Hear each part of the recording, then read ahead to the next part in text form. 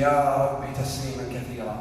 أما بعد، فيا إخوة الإيمان، لنفتح صفحة مصالحة، وليساعد كل واحد منا نفسه ما حاله مع خبايا قلبه وما يكنه ويخفيه.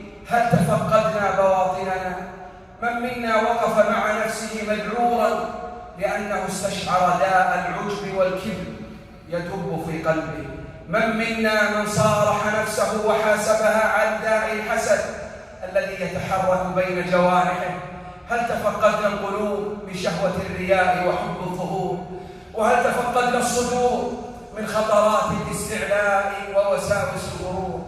لا تلتفت يا عبد الله يمينا وشمالا وتظن أن هذه أدواء قد بلي بها غيرك وعفيت منها، فالجميع يعاني قدرا من هذه الأمراض وتمر به أشياء من هذه الأسقام، قل ذلك أم كثر. وإنما السعيد من استدفعها والشقي من أهملها وتركها. سئل ابن مسعود رضي الله عنه: كيف كنتم تستقبلون رمضان؟ اسمع يا أخ، كيف كنتم تستقبلون رمضان؟ قال: ما كان أحدنا يجرأ أن يستقبل الهلال وفي قلبه مثقال ذرة حقد أو حسد أو كبر أو غل على أخيه المسلم. إخوة الإيمان، ها هو رمضان قد أقبلت أيامه ولاحت في الأفق أنواره، فجددوا فيه القلوب وعلقوها بعلام الغيوب. فجددوا فيه القلوب وعلقوها بعلام الغيوب. فيا أخي المبارك، سامح الخلق، سامح الخلق، وأصدر عفوا لكل من بينك وبينه خصومة، فهذا وربي عمل بار صالح استحق به أحد الصحابة جنة عرضها السماوات والأرض. وأخيرا أخي المبارك، كن أول السابقين وعجل برضا رب العالمين. املأ قلبك إخلاصا وفؤادك إخباتا وانه نفسك عن هواها. قل إني أمرت أن أعبد الله مخلصا له الدين.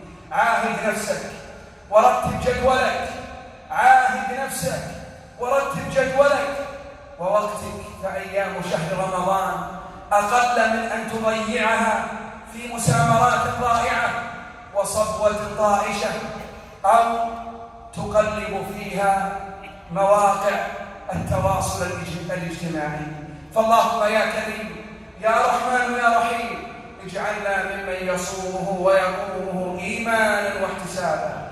اللهم اكتبنا فيه من الفائزين ووفقنا فيه للأعمال الصالحة المقبولة يا رب العالمين. اللهم آمنا في الأوطان والدور، وأصلح لنا الأئمة وولاة الأمور.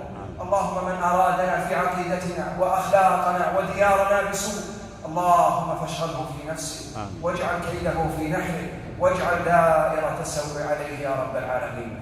اللهم وفق ولي أمرنا ونائبه لما فيه خير وصلاح وعز وتمكين للإسلام والمسلمين. اللهم انصر دينك وكتابك وسنة نبيك وعبادك المؤمنين الموحدين. اللهم انصرهم في كل مكان. اللهم ول عليهم خيارهم واكفهم شر شرارهم يا رب العالمين. اللهم انصر إخواننا المرابطين على حدودنا وثغورنا. اللهم انصرهم نصرا مؤزرا. اللهم داو جرحاهم واشف مرضاهم وتقبل شهداءهم يا رب العالمين. اللهم اغفر للمؤمنين والمؤمنات والمسلمين والمسلمات الأحياء منهم والأموات، إنك سميع قريب مجيب الدعوات. سبحان ربنا رب العزة عما يصفون وسلام على المرسلين والحمد لله رب العالمين.